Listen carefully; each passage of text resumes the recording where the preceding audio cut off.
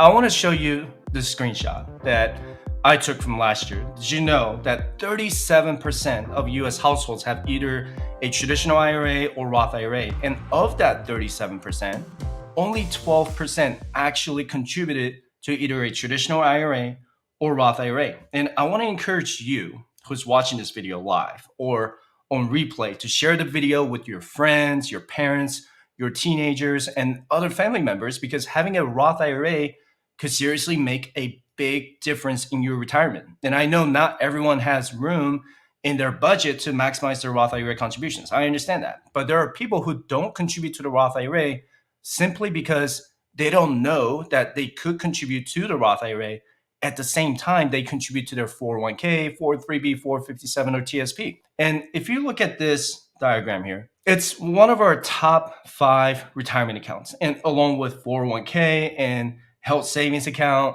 or what's known as HSA. My wife has her own Roth IRA and HSA, and I have my own as well. And it's not that we don't like to combine our financial accounts, but the IRS actually states that we cannot combine our IRAs or any type of retirement accounts. And each of the accounts has to be assigned an individual social security number. We also have the 401k and TSP that we contribute to the maximum every year so that we can secure our retirement after age 60. But we make our Roth IRAs our priority over maximizing our contributions to our TSP or 401k. Here's how we prioritize our investments.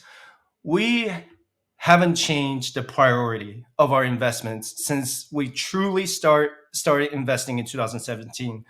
Our number one priority is to get the employer match with the TSP, which is the federal government version of the 401k. And since most people don't know what a TSP is, I'll just label it as 401k. And once we get the employer match with my 5% personal contribution, then I move on to the HSA and contribute up to the maximum, which is $7,750 for family coverage or $3,850 for individuals in the year 2023. The next one is our Roth IRA, which is $6,500 each for me and my wife. So a total of $13,000. And after we max out our Roth IRA and HSA, then we go back to our 401k to maximize the rest of the contribution. The maximum personal contribution limit is $22,500 for the year 2023 for the 401k, TSP, 403b, or 457.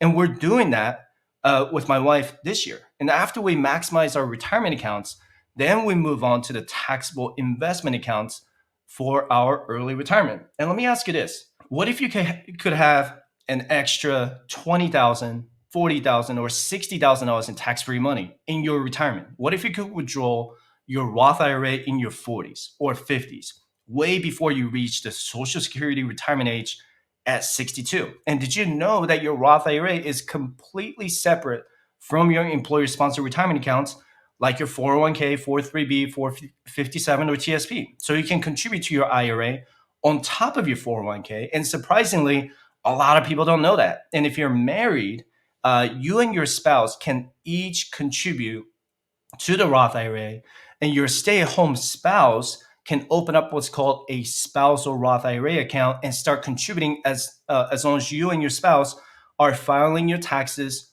jointly and staying under the income limits. And I'll talk more about that later on in the live stream. So anyway, let's talk about how Roth IRA works. So you have an individual or joint checking account, right? A checking account is where you get your paychecks and pay your bills. When you get your paychecks from your employer deposited into your checking account, you've already paid federal income tax, FICA, Medicare, and maybe state income tax, right? So assuming you already paid taxes on the money you have in your checking account, you can do a direct contribution or transfer from your checking account to a Roth IRA if you're under the income limit that I'm going to talk about next. So the money Roth IRA is receiving from your checking account is assumed to be taxed, okay? We call that the after-tax contribution. And keep in mind that your contributions are not tax deductible because you already pay taxes on it. And once you transfer your money into a Roth IRA, It's not invested yet. It's just parked in a money market account that barely accrues any interest. It's just like a savings account inside a Roth IRA with a terrible interest rate. And you can also do automatic schedule investments if you have a mutual fund inside your Roth IRA. But I'll also talk more about that later on in the live stream. So you can contribute up to 6,500 for the tax year 2023, which means from January 1st, 2023 until the tax deadline on April 15, 2024, you can contribute that 6,500 from your checking account to your Roth IRA. And after the tax deadline on April 15, 2024, you cannot contribute that 6,500 anymore to the tax year 2023. And if you're 50 or older, you can contribute an additional $1,000 as a catch-up contribution, or a total of 7,500. Just remember that if you over contribute to your Roth IRA, the IRS will penalize you 6% on excess contributions if you don't make the withdrawal by the time you file your taxes. And you don't have to make a lump sum contribution of 6,500 or 7,500 from your checking account to the Roth IRA. You can dollar cost average your contributions by making monthly or biweekly contributions like $250 every 2 weeks or $540 every month. It's completely up to how you want to set it up with the brokerage account that manages your Roth IRA. And as far as what brokerage account to invest in your Roth IRA, I'm going to have a video coming out on Friday that ranks from best to worst brokerage accounts between Schwab, Fidelity, Chase, and Vanguard based on my experience. So be sure to subscribe if you haven't done that already. And don't forget to download my financial independence resources for absolutely free by visiting firesidechat.com/resources. And you can also check out my the Fireside Chat shop. And if you want to buy books and equipment or everything that I have in my studio, by visiting firesidechat.com/shopping. Okay.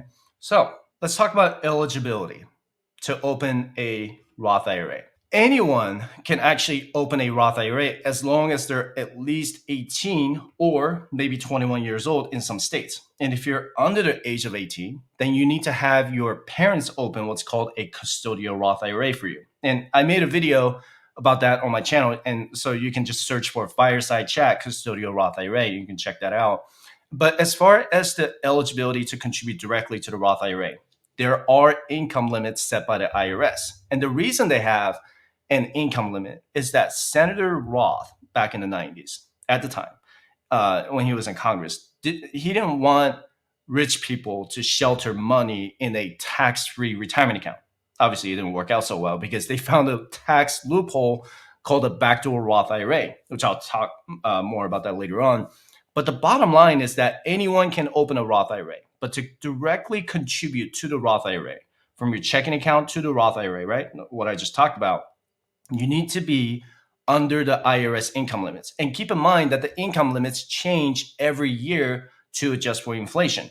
So you need to make sure that you're eligible to contribute to a Roth IRA. For the tax year 2023, if you're single, your modified adjusted gross income has to be under $138,000. And the phase-out range is $138,000 to $153,000. And what that means is that if you're in the phase-out range, you can only contribute up to a reduced amount from the total of $6,500. So if you're making more than $153,000 a year in modified adjusted gross income, then you're not eligible to contribute to a Roth IRA. And if you're married and filing your taxes jointly, your modified adjusted gross income has to be under $218,000 and to contribute the full $6,500 for each spouse.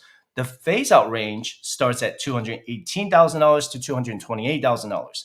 If you make more than $228,000 in modified adjusted gross income, then you're not eligible to contribute directly to the Roth IRA. But don't get discouraged, because there is a separate strategy called a backdoor Roth IRA for high income earners. And I will talk more about that later on. So let me show you this chart from Schwab. And I know it looks really complicated, but it really isn't. So what happens here is basically talks about the phase out range. And so if your modified adjusted gross income, let me see if I can zoom in here. Cannot zoom in. Okay, sorry about that. I know the screen is a little small, but I cannot zoom in. I'm going to go ahead and highlight it here. Say it's $141,000 in 2023. Then you're only eligible to contribute up to $5,200 out of the 6,500 maximum. You see how as your income increases, the eligibility to contribute directly to the Roth IRA decreases, and making $148,500 right here will only allow you to contribute up to $1,950, and you'll need to do the backdoor Roth IRA conversion for the rest of the $4,550. Does that make sense so far? Let me know in the comment section down below. So this column here is for single filers, and the next column is for married filing taxes jointly. And the next one here is the married filing separately. So if you're filing your taxes separately with your spouse, you pretty much don't have any ability to contribute to the Roth IRA and instead do the backdoor Roth IRA. And a lot of people actually wait until the end of the calendar year in December to make the Roth IRA contributions or the backdoor Roth IRA conversions because they're not sure what their income is going to be. And I've done that in the past when I switched jobs because I wasn't sure about my how much of my overtime pay was going to increase my modified adjusted gross income. So what I did that year when I switched jobs was put that Roth IRA money in a separate savings account every month until December, when I realized how much money I had made that year. So you could park that $6,500 in a high yield savings account, and right now they're yielding like 3.75 or 4% in APY until you can figure out your modified adjusted gross income for 2023. That's a good question. Okay, so how do I figure out my adjusted gross income? About to draw on this iPad here. Good question. So keep in mind that I'm not a CPA, so I'm just going to share what I know. You can always look at your previous tax return statement on 1040 and do a control find for modified adjusted gross income. And it's usually on the IRA deduction worksheet that your CPA prepped. So before you figure out what your modified adjusted gross income is, you'll need to figure out your adjusted gross income. Okay, so I'm going to put AGI. Okay, so let's say you made $150,000. Okay, let me see. So let's say your adjusted gross income is $150,000 in gross income this year before taxes and deductions. And that's from your W-2, 1099, rental income, dividend income, or capital gains all added up together, right? Your deductions like educator expenses, student loan interest, alimony payments, and traditional 401k contributions will lower your taxable gross income. So let's say your deductions are, we'll just call it $20,000. Okay, so that gives you $130,000 in adjusted gross income. Okay, so this one is gross. Your deductions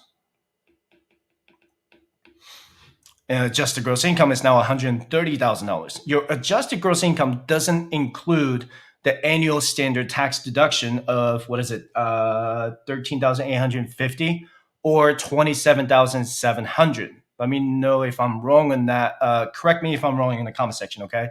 For modified adjusted gross income, you'll need to add certain deductions back to the adjusted gross income. So it's your AGI, maybe plus student loan interest, tuition, and fees deduction, or certain foreign income. You can go to the IRS website. They actually have a whole list of all the eligible deductions. So your MAGI, okay, could be the same as the AGI, and it should tell you that on 1040 when you file your taxes, your tax return for 2022. Great question, though. And I am not a tax specialist or CPA, so please consult with your own CPA to figure out your modified adjusted gross income. So the IRS uses MAGI, modified adjusted gross income, to figure out if you qualify for specific tax programs or benefits like the Roth IRA. But this is just for the Roth IRA contributions, not the conversions or rollovers. Let me show you how they work. Okay. So this part is very important for you to understand. Super duper important. So please pay attention as much as you can. All right. A contribution that I talked about to your Roth IRA is what you directly contribute. Okay. So that's your contribution, right? So that's what you directly contribute or transfer from your bank checking account to your Roth IRA. And a conversion is if you decide to pay taxes on what you have in your traditional IRA or other pre-tax retirement accounts, and then you convert that money over to your Roth IRA. So anytime you do a conversion, you'll have to pay income taxes on the total conversion in the same year. A rollover is when you directly move money from Roth 401k, Roth TSP, or other Roth IRA that you may have, transfer directly to your Roth IRA. And you won't have to pay any taxes on the rollover because you already paid them. It has to be a Roth to Roth rollover so the IRS can't tax you twice. You can't do a rollover from Roth to traditional because you already pay taxes on the contributions. Earnings in your Roth IRA are however much you earn from investing in a mutual fund, ETF, bonds, stocks, or other qualified securities in accordance with the IRS. You cannot withdraw your earnings and interest tax-free or penalty-free until you turn 59 and a half. So this is the only one that you have to wait until you're 59 and a half, okay? You can, however, withdraw your contributions at any time. So I'm going to give you an example. Let's say you contributed $6,500, okay? And you made some incredible investment return and you got $500 back from interest and earnings from investing in your Roth IRA. But I can withdraw this $6,500 at any time, tax-free and penalty-free, right? But if I withdraw this $500 before I turn 59 and a half, then I'll have to pay 10% in penalty and the income tax on the $500 in earnings and interest for the early distribution. And on the tax statement, it's going to say something like unqualified distribution or something like that. And it's going to trigger a taxable event and a 10% penalty. So the common misconception about the Roth IRA is that if you open one and contribute to it, you're not going to see it until you're 59 and a half. What you probably didn't know is that you can take your money out at any time, tax-free and penalty-free, because again, you've already paid taxes on it, right? That's the money you can withdraw at any time. The only money you'll get penalized and taxed on is the earnings and interest and dividend payments that are accrued inside your Roth IRA. So you're not locking down your money in your Roth IRA until you're 60 years old. Now, let's go over some special rules about the Roth IRA that you probably didn't know about. First, what if you're above the Roth IRA income limits? Let's talk about that for a minute. So the first step is to have two IRA accounts. You see how this is different from what I showed you earlier, right? You need to have a traditional IRA and a Roth IRA with the same broker right here. And so if you have Fidelity, then open both accounts with Fidelity. If you have Schwab, then have both accounts with Schwab to make things easier. So even if you're under the Roth IRA income limits right now, it's perfectly fine to open both a traditional IRA and Roth IRA and leave the balance in your traditional IRA at $0 because there's no harm in having both accounts open. Your goal is to increase your income over time, right? So you may also have some old 401k accounts that you want to roll over in the future. And if you want to make the traditional 401k to Roth IRA conversion, you need to have a traditional IRA. And I will explain that later on in this live stream. The next step is I'm going to contribute directly to my traditional IRA as non-deductible contributions because I don't make the income requirements to deduct what I contribute to the traditional IRA from my gross income. And there are also no income limits to contributing to my traditional IRA like the Roth IRA does. And keep in mind that the contribution limit is still the same. I'm going to write this down right here.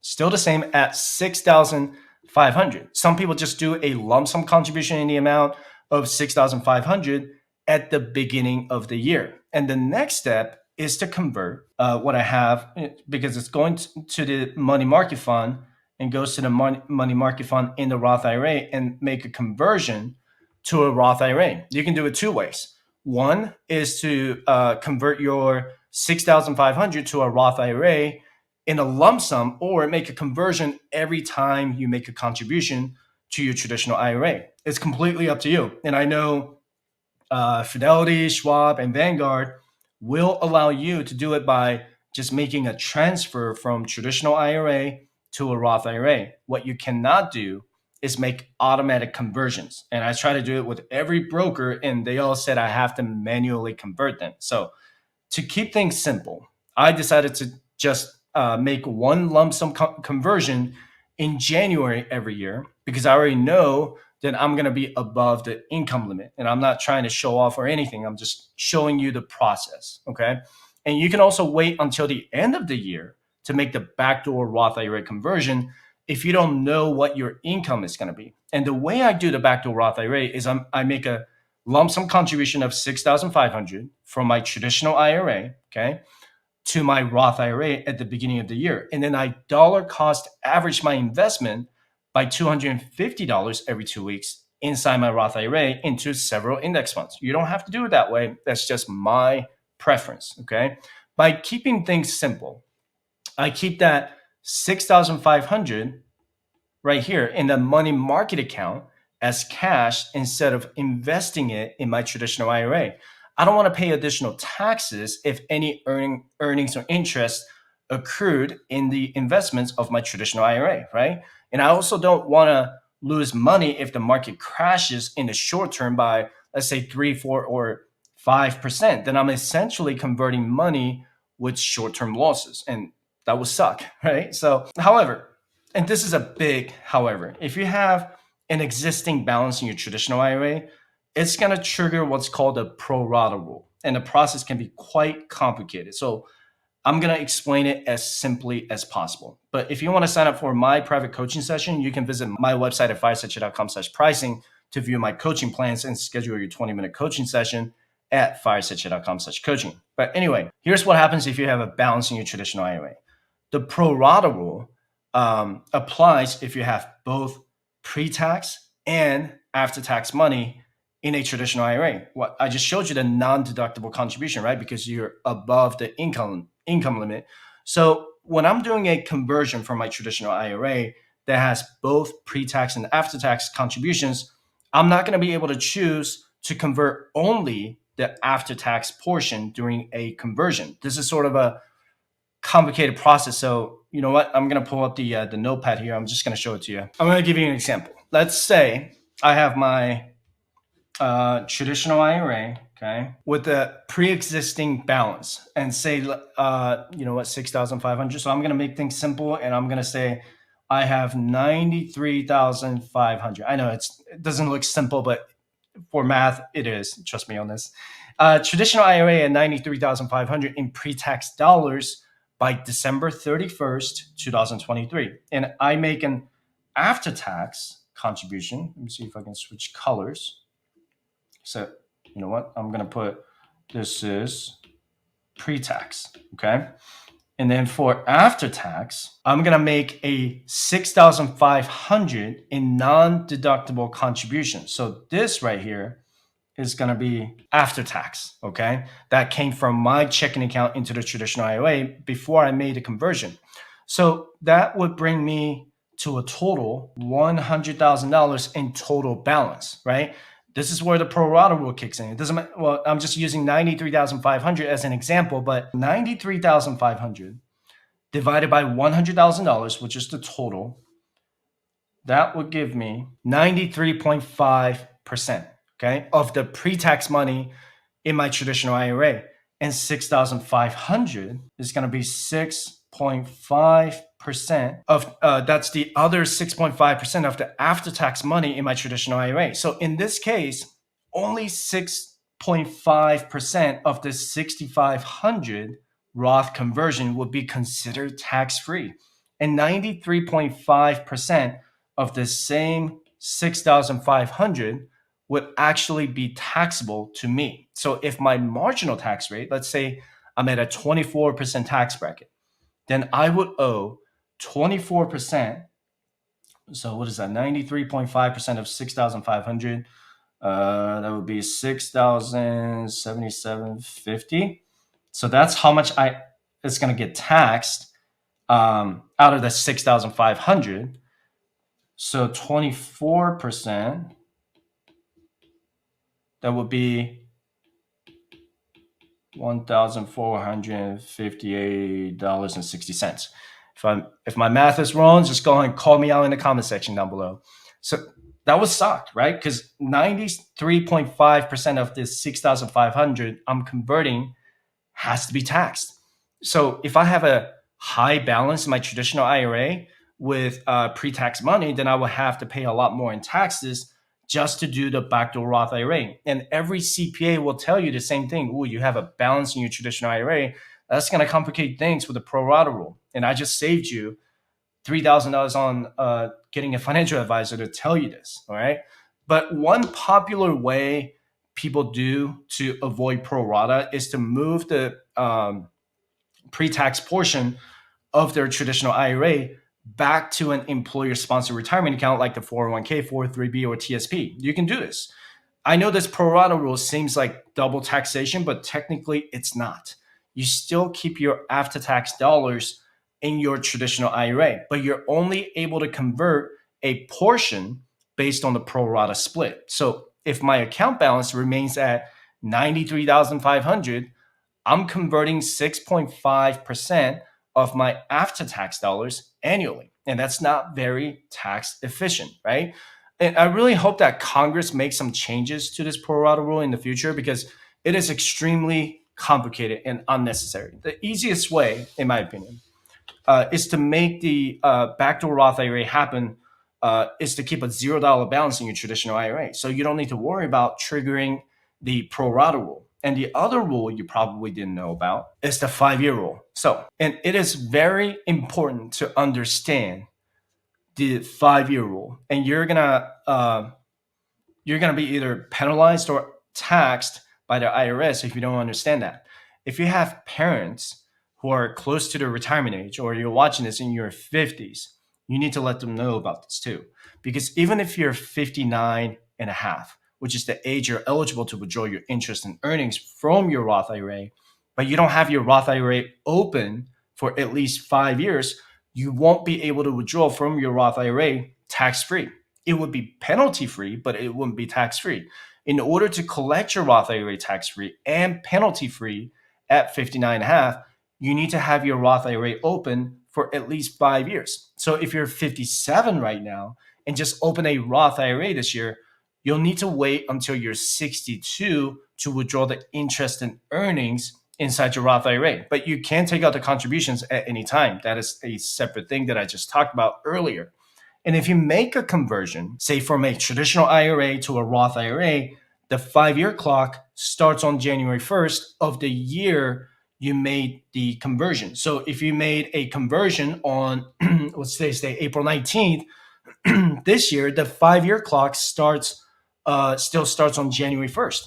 If you do it on December 31st this year, the 5-year clock will still start on January 1st. That makes sense so far, right? And you won't be able to make the withdrawal of that conversion until January 1st, 2028, penalty-free and tax-free. That's where the 5-year rule comes in. So if you have an inherited Roth IRA, it has its own clock as well. And it starts with the original account owner who passed the account over to you when they made their first contributions.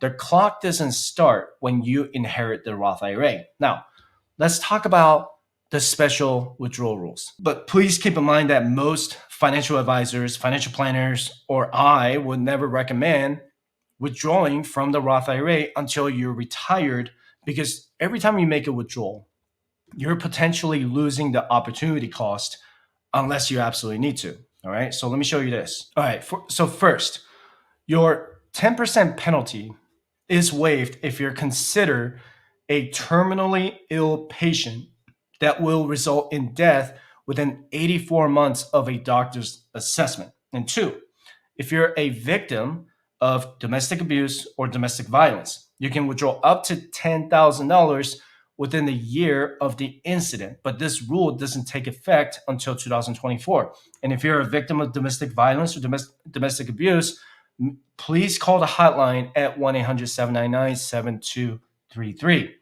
And also, starting in 2024, you can withdraw up to $1,000 a year penalty free if you have unforeseeable or immediate costs related to personal or family emergencies. But you will need to repay that $1,000 back to the Roth IRA if it's from your earnings or interest. 4, you can withdraw up to $22,000 penalty free if you're in a federally declared disaster area or zone due to a tornado, hurricane, or earthquake. And 5, using your Roth IRA for higher education expenses for you, your spouse, your children, or your grandchildren.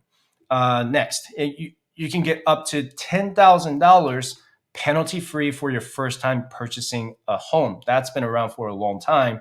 And next one is pay for your health insurance premiums only if you're unemployed for 12 consecutive weeks. Okay.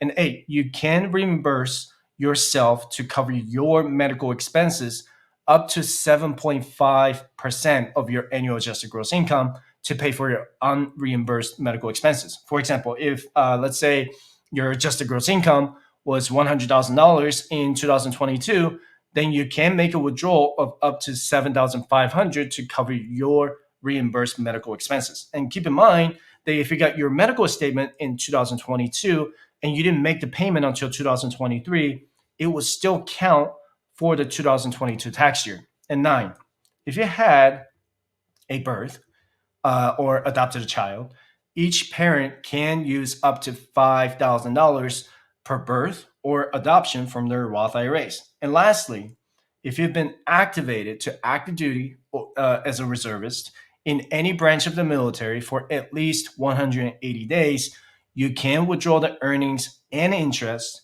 from your Roth IRA penalty free. So let me know in the comment section below if I missed anything or if you ever used any of these special provisions to withdraw from your Roth IRA. And just keep in mind that you'll get your penalty waived under these special provisions, like I talked about earlier, if you're under the age of 59 and a half and have had your Roth IRA for less than 5 years. If you're under the age of 59 and a half and had your Roth IRA for more than 5 years, the IRS will waive your penalty and taxes on the earnings and interest. This is why I keep stressing to open your Roth IRA today, even if you're not ready to contribute to it. Let's talk about how your Roth IRA could potentially turn into millions of dollars over time. And you can download the spreadsheets I'm about to show you for absolutely free by visiting firesearcher.com/resources. The contribution limit for the Roth IRA goes up about $500 every 3 to 4 years. And it's really unfortunate that the contribution limit is only $6,500 compared to the 401k at $22,500. So I'm going to show you this. Let's say you're 30 years old with nothing invested in your Roth IRA so far in the year 2023. And I'm going to increase the maximum. Contribution limit by $500 every 3 years. Okay. So you see here, that's the personal contribution. This is the age, and this is the current, the year, and this is the beginning balance. So I just put 0 as the beginning balance. And this is the annualized return with the 8%. I'm just going to put 8% in there. I don't know why I get flax on this, and I get a lot of comments in my videos that 8% is too much, but I'm like, the S&P 500 has performed like 12% in the last 10 years. All right, so I'll just keep it at 8%, but then, people get mad about it regardless. But anyway, so I just put 8%, right? So it's hard to judge that it's going to perform 8% in the next 5 years. I usually just do it by 10 years, okay? It's easier to just do the calculation based on like every 10 years or 20 years. It makes more sense. And here's the interest that accrues, and here's the total balance with interest, all right? So when you download a spreadsheet by going to firesearcher.com/resources, and it'll say retirement calculator. I can't remember the file name, but you're going to be able to see it. And you can just download this and play around with the numbers, put your own age in there, this year and then put however much money you have in the beginning balance and just play with the numbers. Personal contribution limit, I increased it by $500 every 3 years, okay? And with an 8% average annual return. So you're looking at, by age 60, that's $1.07 million by the time you're 60 years old. That's $40,000 a year in tax-free income with a 4% withdrawal rate. And by age 67, if you don't touch any of it, you would have almost $2 million. And your money essentially doubles every 7 years with an 8% average annual return. And if you have a, you know what, let's do 10%, all right? I know people are going to be like 10% is too much, but I'm just going to play with it anyway. 10%, okay? 10% will give you $1.56 million. But can't worry, we can't worry about the stock market return because that's not something that we can completely or entirely control, right? So let's take a look at age 25. Just by starting your Roth IRA 5 years earlier, you're looking at over just $1.6 million by the time you're 60 with a $500 increase every 3 years. And I also added that $1,000, where is it? Right here. Oh, no, it's right here. $1,000 catch-up contribution when you turn 50 years old. You see how every year matters. If you miss one contribution in the early years, your portfolio could drop even more because you lose out on the compound interest. So let's say you're investing at 40 years old. You're still looking at over $400,000 in your Roth IRA when you're 60 because the maximum contribution is low. You're going to need other retirement vehicles like the 401k and the HSA to save enough for retirement. You should not just rely on the Roth IRA to retire from the workforce, right? You can choose to keep working until you're 65 that would give you $700,000 or age 70 at $1.1 million. And some people might say that they don't want to work that long, and that's fine. The Roth IRA rules state that you have to have an earned income to contribute to the Roth IRA. So let's say you stop working at age 62, but you have other income sources to cover your expenses. Your Roth IRA investments will continue to grow every year, okay? Higher the balance, more interest and earnings you're going to earn, right? So if when I deleted these amounts starting at age 63, because you're retired at age 62, your Roth IRA will still grow annually with the bull market and reach $1 million at age 71. And 8% is on the conservative side, okay? So what if you got 10% in return every year? Yeah, that's a difference of $160,000 by the time you turn 62 years old. So keep in mind that everything I just showed you are all individual contributions. And if you and your spouse are filing your taxes jointly, you can each open a Roth IRA and contribute up to $13,000 total, or $15,000 if you're both 50 or older. And one of you can even be a stay-at-home spouse or stay-at-home parent and open what's called a spousal Roth IRA. Now, a lot of stay-at-home parents or stay-at-home spouses are really missing that out, that extra $6,500 every year. And you just need to have a joint gross income of at least $13,000 a year to contribute to both Roth IRAs, or $15,000 if you're both 50 years old. You need to you do need to keep the accounts separate because of the rules. But for this calculation I'm going to show you, I'm going to combine both contributions. Okay. So if you're married, let's say you and your spouse are both 35 years old with nothing invested in the Roth IRA starting in 2023. Okay. I'm going to enlarge it. Your numbers are now double from what I showed you earlier, and you'll both have almost $1.4 million by the time you're 60 years old. And by age 67, you'll have $2.5 million. And this is all if you get an 8% annualized return. We started investing in the Roth IRA around 2015 or 2016. And my wife didn't start until 2021. We have a beginning balance this year at $98,000. Okay, combined in our Roth IRAs as of January 2023. I forgot to change that. Okay, so we're going to make at least a 10% annualized return because we don't just invest in index funds, but we also have some individual stocks that have been performing really well over the years. So by the time we're 60 years old, we're going to have $1.8 million combined in our Roth IRAs. And that's about $72,000 a year in tax-free income. How awesome is that, right? And check this out. And what I'm doing, Roth IRA conversion ladder from my traditional 401k or TSP. If my math is right, I'm projected to have about $500,000 in the traditional portion of my TSP or 401k because I max out my 401k every single year. And I can make the $75,000 conversion for 10 years after I retire early at age 45.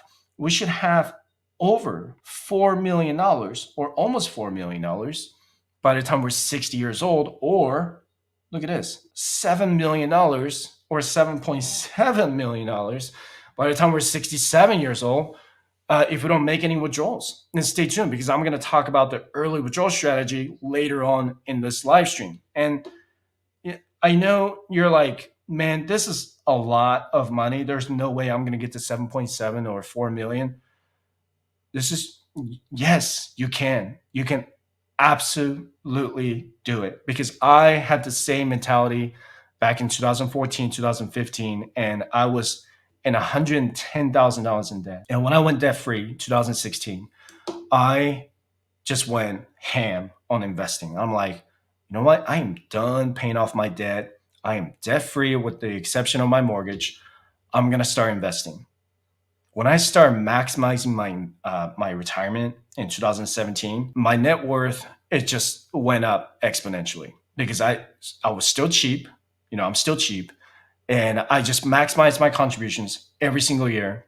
And now it's like hard to imagine where I am now because of the choice that I made back in 2016 or 2015 to pay off all of my debt and just maximize my contributions in my retirement. And it's not just a retirement. It's not just 401k, IRA, and HSA that I maximize. I contribute as much as I can to my taxable investment account because I know that's going to be for my early retirement. I'm going to be paid dividends in the future, and that's going to be one of my early retirement income streams. Okay.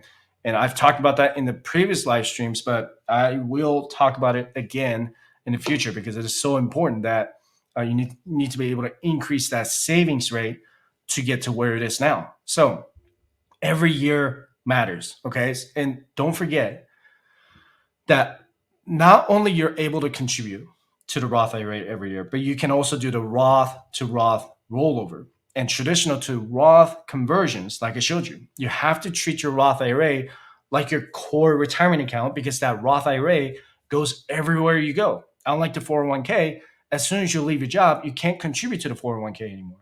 You have to, if you switch jobs, you're going to get a new 401k, but you'll have the option to roll it over to your Roth IRA and choose your own investments.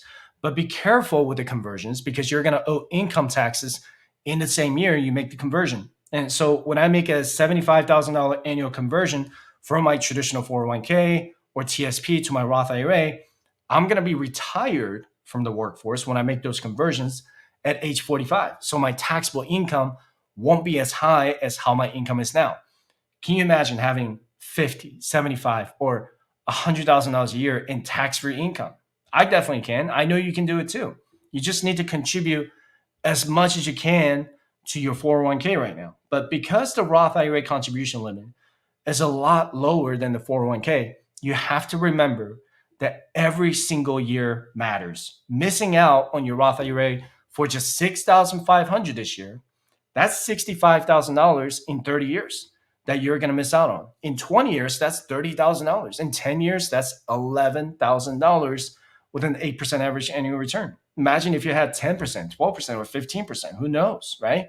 When you're in your 20s and 30s, you still have time on your side, but you need to max out your Roth IRA contributions every single year to get to that $1 million mark a lot faster. And if you're in your 40s or 50s, don't be discouraged because having something is better than having nothing at all. And having $400,000 in the Roth IRA is significantly a lot. It still is a lot. If your pension income is $40,000 a year, having that extra $15,000 or $20,000 in tax-free income from your Roth IRA could make a big difference to where you want to retire to or how much you travel every year. This is supposed to be your long-term strategy. And so you need to look at the Roth IRA as your long-term insurance plan when you can no longer physically work. Now let's talk about what to invest inside a Roth IRA. And please keep in mind that none of what I'm about to talk about should be considered financial advice. I personally have JP Morgan Chase for my Roth IRA. My wife has Fidelity. So inside a Roth IRA, I can invest in individual stocks, ETFs, mutual funds, and bonds. And keep in mind that the Roth IRA doesn't require you to pay any taxes on dividends or capital gains because it's a tax advantage account, right? I might even consider something that pays a higher dividend yield or mutual funds that have annual capital gains. So actively managed mutual funds with high turnover rates are fine because of Roth's tax protections. But what matters to me more is the cost of buying an ETF or mutual fund. If I buy individual stocks, there are no commission fees from these brokers anymore. But buying individual stocks can be very risky if you don't know what you're doing. I have individual stocks, but that's not really something I want to encourage my audience to do. I expect you to do your own research before you invest in any individual stocks. So, what is actively managed funds? Active investing is when there's a portfolio manager who actively manages your portfolio to try to beat the market's average returns by buying and selling short-term price fluctuations in the stock market. If the S&P 500 performs 10% in return this year, then the actively managed funds will try to beat that 10% return for the same year. And actively managed funds can be mutual funds or ETFs. And some examples are Cathie Wood's ARK Invest ETFs, Fidelity, Vanguard, and Schwab all have actively managed funds. And here are some pros and cons of actively managed funds. Active funds can post some incredible returns some years, but not every year. So I'm going to show you this. For ARK Invest, they had 152% in total return in 2020. But in 2021, they posted a negative 24% return. And in 2022, they had a negative 67% return. So if you start investing in ARK in 2021, you're down almost 91%. But if you start investing in 2017, you're up almost 186% or about 37% annualized return. And statistically speaking, and I'm not just talking about the ARK funds, but most actively managed funds underperform the market index. And I'm not by any means discouraging you from investing in actively managed funds, but I want you to be aware of the performances and fees. And also, every time an active fund sells a holding, the fund incurs taxes and fees, which brings down the fund's performance. You also have to pay a flat fee for the actively managed funds, regardless of their performances. For example, if the fund charges you a 2% annual fee, the S&P 500 index fund performs a 7% return, and your active fund gives you an 8% return, then you still lost 1%, right? So let's talk about the passively managed funds. These are the fancy words for what you know as index funds. And index funds can be both mutual funds and ETFs. That's the common misconception about index funds, that they're just mutual funds. So index funds can be either mutual funds or ETFs. And index funds match the performance of a specific market index as closely as possible. You can buy and invest in major indices like the NASDAQ, S&P 500, or Dow Jones Industrial Average. They're also more tax efficient than actively managed funds because their portfolio managers trade less frequently. But it doesn't really matter with the Roth IRA because you don't owe any taxes for dividends or capital gains. And let me know in the comment section if you have certain index funds that you love, and the successful passive investors focus on the long-term growth strategy instead of the short-term setbacks or downturns, right? And last year in 2022, my index fund was down 18, 25, or 30% in that 1 year. What did I do? I just rode with the market. Did I panic? Of course not. I just bought more index funds with an 18 or 25% discount, right? And I still have 22 years until I'm 59 and a half. So I'm just going to keep buying into these index funds because I believe they're going to grow exponentially over the next 22 years. And also, because I believe in the US economy. And I believe in the US economy more than any other economies. You can also invest in specific index funds created specifically by, I said specifically twice, by Vanguard, Fidelity, Schwab, or other major brokers that match the market indices.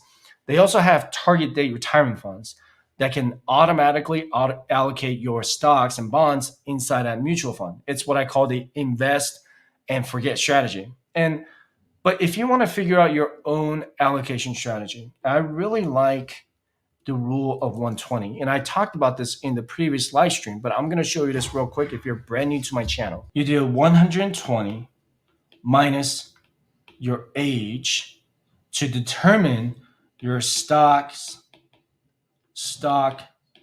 bond allocation. Okay. So let's say you're 35 years old, right? Simple. 120 minus 35 gives you 85. So 85% stocks and 15% bonds. This is not in any way or any form of financial advice. Okay. This is just an example. If you're 25 years old, then it's 120 minus 25, which gives you 95 or 95% stocks and 5% bonds. It's a good starting point if you don't want to invest in the target date retirement fund or you want to be more hands-on with your allocation. And I'm pretty much 70% index funds and 30% individual stocks inside my Roth IRA. And my goal is to get a 10% annualized return every year, and 15% would be even better.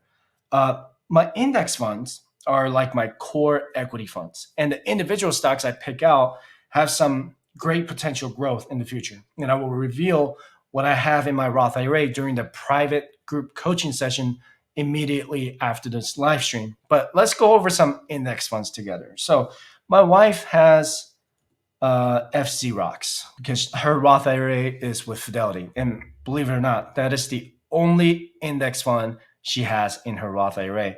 And what's awesome about this index fund is the 0% management expenses. And yeah, it's even cheaper than Roth IRA, not Roth IRA, than Vanguard and Schwab, because this index fund has no management expenses. So when you research index funds, let me show you how to read this page, okay? Again, this is not financial advice, just to show you how to read or how to do a research on the index fund. So this is the Fidelity Zero Total Market Index Fund. So right now, the share price is $14.45, and the year-to-date return is 8.24%. And Morningstar, I don't really read that. That's just a rating from another company saying that how this fund is, how people are doing with the funds.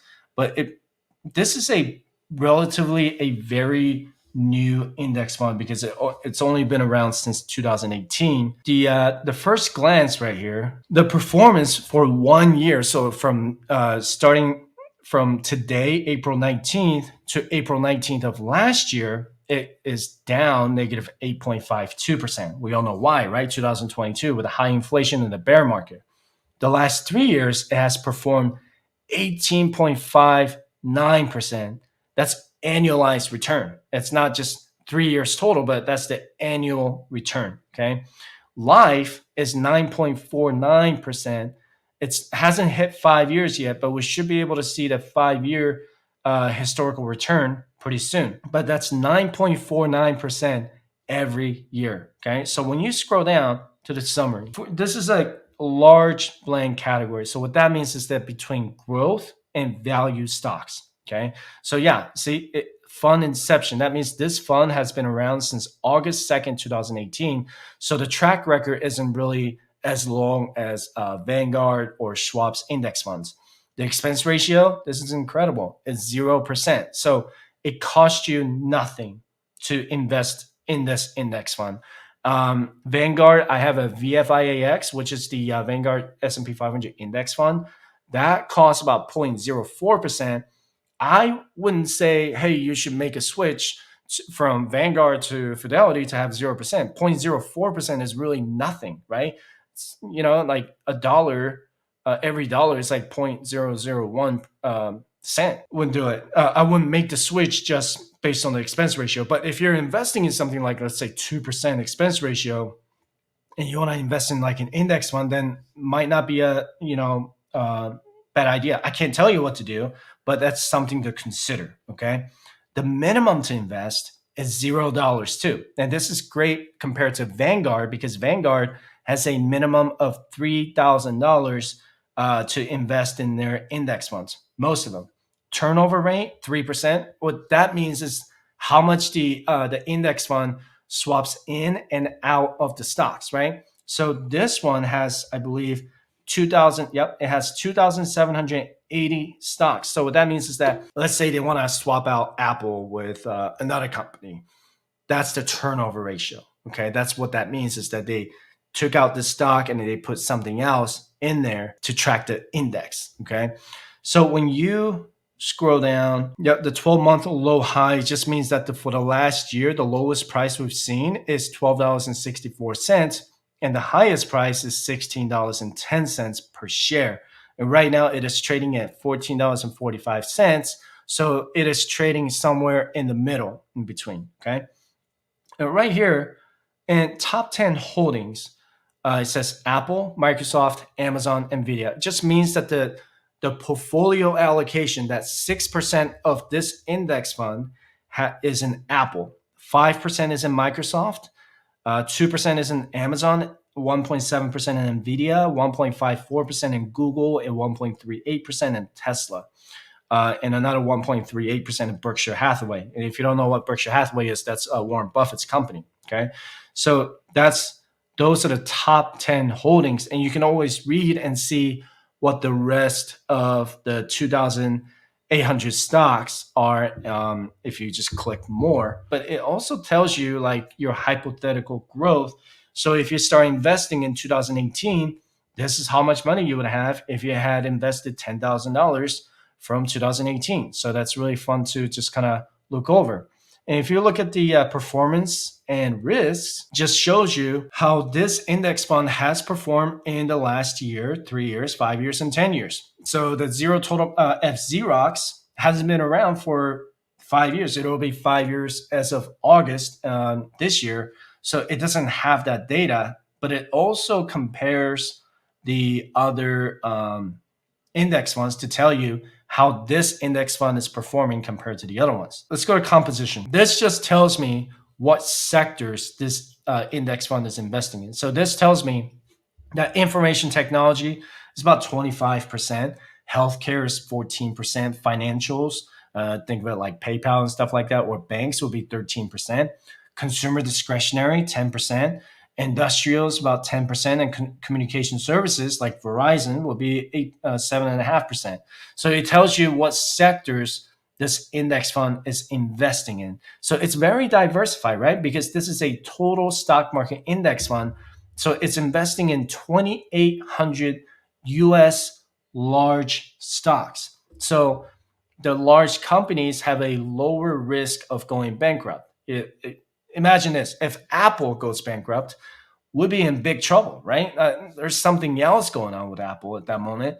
If Microsoft, Apple, Tesla, all those big companies go bankrupt, then we are in a serious either recession or a depression. So you can look at the fees and distributions. I will look at these 3 tabs or 4 of them: summary, performance and risks, fees and distributions, and composition. Okay, it tells you the expense ratio is 0%. So literally, you pay nothing to invest in this index fund.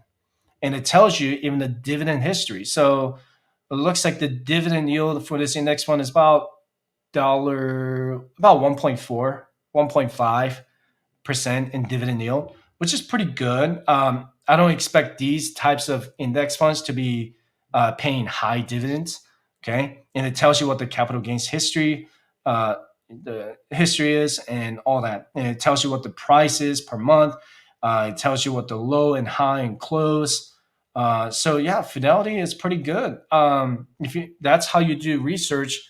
If you had a Fidelity account. Yeah, a lot of people love this ETF, SCHD, Schwab US Dividend Equity ETF. So like before I invest in anything, I always just open up and look at the fact sheet and what's investing in. This is an ETF, not a mutual fund. Okay, so that means is that I need to trade this ETF when the market is open. So it tells me that this is trading at $73.65. I'm sorry, that was the opening value, and it closed at $73.94. So total shares, there are about 2.1 million shares. Fund inception, so it's been around since 2011. And the expense ratio, you see right here, it says 0.06%, right? It is still very low for holding this ETF because it is an index fund. And it is, it's called Dow Jones US Dividend 100 Index. There's a share price, total holdings. So that means how many stocks are currently invested inside this ETF. So ETF is a basket of all 104 stocks that this ETF is holding. And portfolio turnover rate is higher than what we saw earlier. It's about 31%. Okay, that's as of 2 weeks ago. Okay, management style is passive, and that's what we talked about earlier between active and passive. This is an index fund, so it is managed passively. If this is a actively managed ETF, then it would say active on there. Okay, SEC yield, if you want to know how much the dividend is paying from this ETF, is 3.52% for the 30 days. This is going to fluctuate based on the share price. If you go to my previous live stream, I talked about the dividend calculation. Take a look at that. Go to my live stream playlist and look at the dividend calculation. Or you can go to Fireside Chat on YouTube, Fireside Chat dividend calculation or dividend payments, and I showed you guys how to calculate your dividends. Okay, so 3.52% is what this ETF is paying. So it has all the performance charts, and it looks like it's paying incredible at 12% annualized return for 10 years for the last 10 years. And since inception, it's 13%. Wow. Okay. I didn't even know that. I just pulled it up and looked at it. For the last 3 years, it's 21% annualized return and 12% annualized return for that. So this is a very popular ETF. And I know a lot of you guys do comment in the videos that how much you guys love SCHD. If you have Vanguard mutual fund comparisons along with ETFs, and it tells you, hey, this is the S&P 500, and then there's the communication services ETF and stuff like that. You can like compare these three index funds, and you can just go to another screen and take a look at what they are. And it tells you what the share price is. The expense ratio, it looks like they're all 0.04% or 0.07% in some of them. But it tells you what they're invested in. So, and as well as their performances. Vanguard is another good website to research a lot of these index funds. You don't even have to be with Vanguard to do the research. They have an incredible website to take a look at it. So, what's nice about the index mutual funds is that I get to like schedule automatic investments. My Roth IRA is set up to just invest and forget right now. And I don't ever have to stress about it. But if you prefer to invest in ETFs, you have to buy ETFs when the stock market is open between Monday and Friday. And when you contribute to the Roth IRA, you can just leave that money in the money market fund and then buy ETFs when the market is open. What I would recommend is that you set up a reminder on your phone or something to buy ETFs if that's the route that you're taking. You can always schedule automatic contributions to the Roth IRA and then manually choose your investments.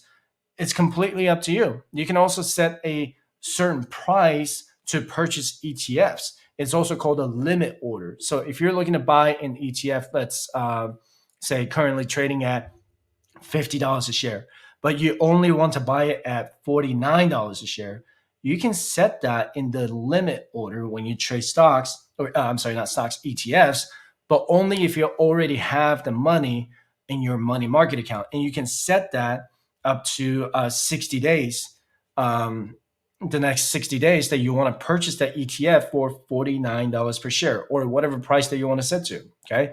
So I'm personally a fan of both ETFs and index funds, and I never invest in any actively managed funds because of the high management fees. And what I also like about ETFs is transparency. And most of them disclose their holdings on a daily basis.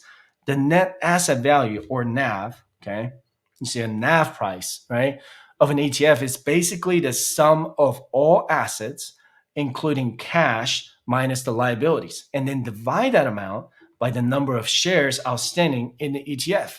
Okay, I might have lost some people there, but I know that might be a little bit confusing. So let me just try to simplify for you. It's different from the market price when you research any ETF, because NAV is the value of each ETF holding based on the shares portion of the fund's assets at the end of the trading day. And it's calculated just once at the end of the trading day after 1 p.m. Pacific time or 4 p.m. Eastern Standard Time. It's basically to tell me, as an investor of the ETF's daily portfolio holdings, as a part of its transparency. They're being very transparent about what they're holding and what the price is. Okay, that's really what it is. And I know that's like super nerdy, but if you're wondering if ETFs or mutual funds are right for you, it's completely up to you. I would pay more attention to the expense ratio so they're not charging you too much to invest in that fund, right? And is now the right time to invest? I never time the market. I'm always investing. If the market is high, I'm investing. If the market is low, I'm investing.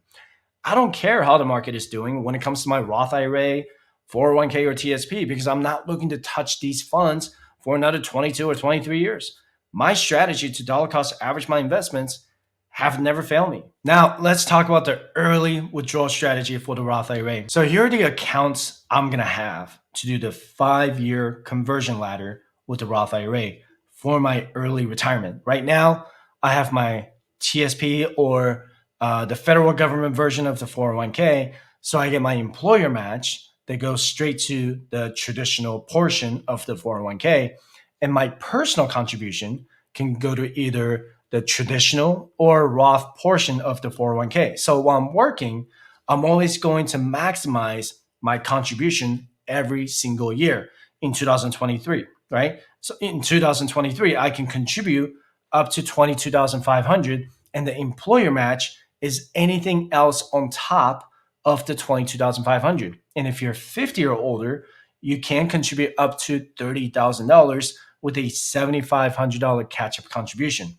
And when I retire at 45, I'm not going to be able to contribute to my 401k when I quit my job, right? So I'm going to choose to roll the Roth portion of my 401k to my Roth IRA. That's going to become a Roth to Roth rollover. So there are no additional taxes, but the traditional portion of my 401k is all in pre-tax dollars. So I'll have to first roll that pre-tax money from a traditional 401k to a traditional IRA.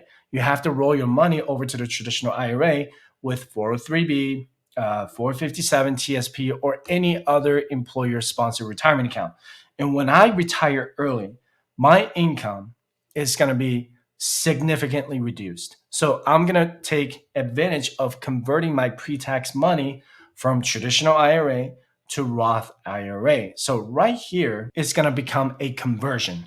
So earlier in this video, or in the previous video, if you're watching this on replay, I talked about the 5-year rule, right? So anytime I make a conversion from a traditional IRA to a Roth IRA, I need to wait 5 years to make the withdrawal of that conversion. So let me demonstrate this real quick. Let's say I'm going to retire early at the age of 45, and I've been maxing out my 401k every single year since 2017. So let's say I'm going to have $500,000 just in the traditional portion of my 401k in the year 2031. If you don't think those numbers are realistic, just download my 401k or TSP calculator by just visiting firesightchat.com/resources.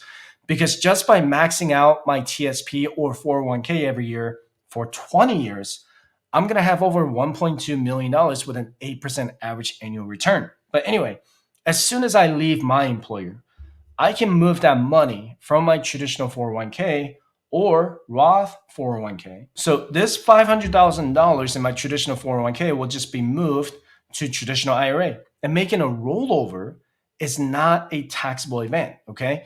And this step here is not a taxable event because it's just a rollover from traditional 401k to traditional IRA.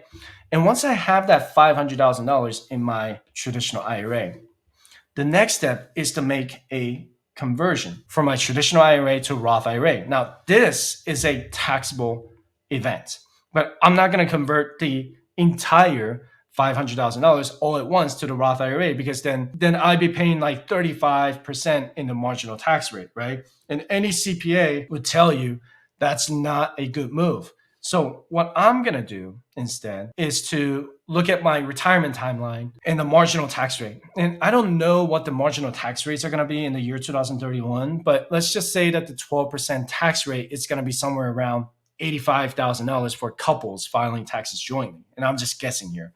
So assuming that I don't have any other income streams, I want to keep the conversion under $85,000 per year for the 2031 estimated tax bracket. So if I had if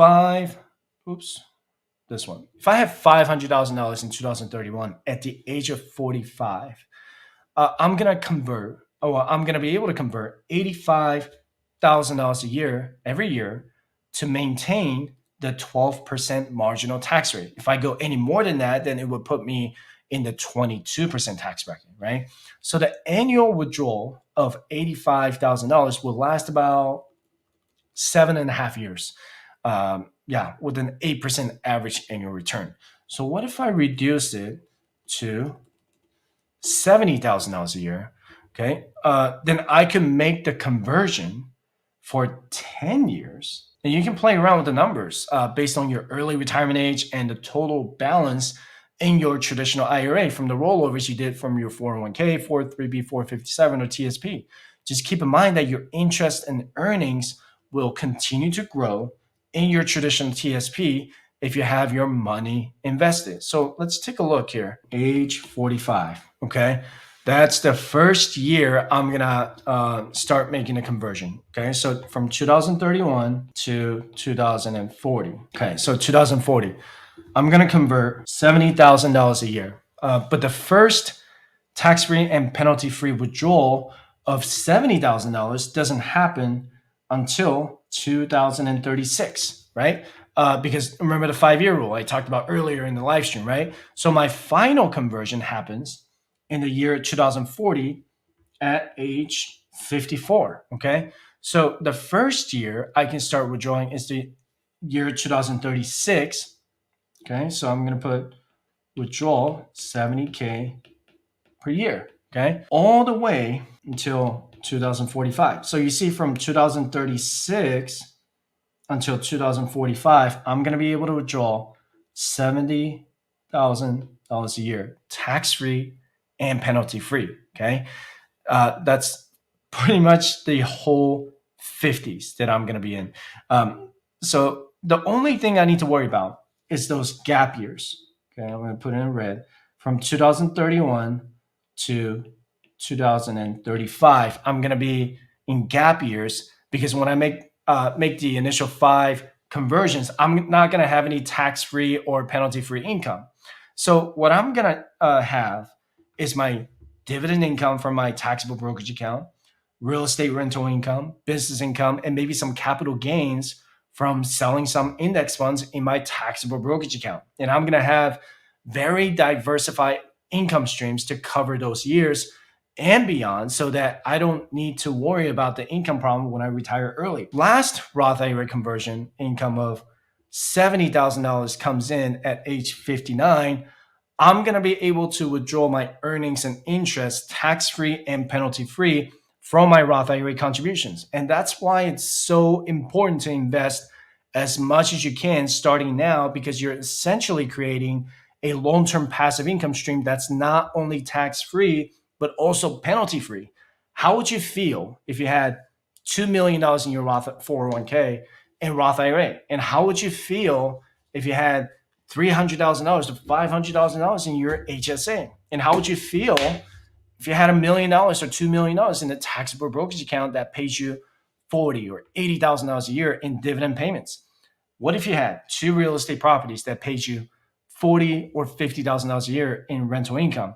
And the next live stream is going to be about the health savings account, or the HSA, and how you can invest in that HSA. And this has been a beast of a video, and I really hope that you learned something from it. And let me know in the comment section down below what your thoughts are on the Roth IRA conversion strategy.